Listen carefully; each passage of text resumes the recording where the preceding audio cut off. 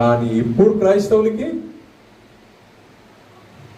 చర్చికి వచ్చినామంటే మేకప్ పోవద్దు, డ్రెస్ పాడు కావద్దు, వస్తాము. ఫెసిలిటీ ఉందా చర్చ్లా? ఏసీలు ఉన్నాయా? చైర్లు ఉందా? ఏం లేదా? ఏం లేకుంటే పెద్ద చర్చ్.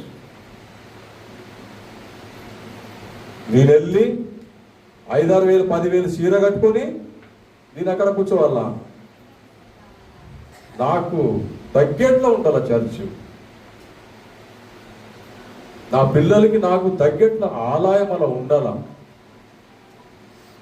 అది కాదు. క్రైస్తవులు అంటే క్రియలు చూపియాల. ఎవరికో ఒక ఇంట్లో బాధ ఉన్న ప్రతి సంఘస్థులు వెళ్ళి అక్కడ నిలబడాల.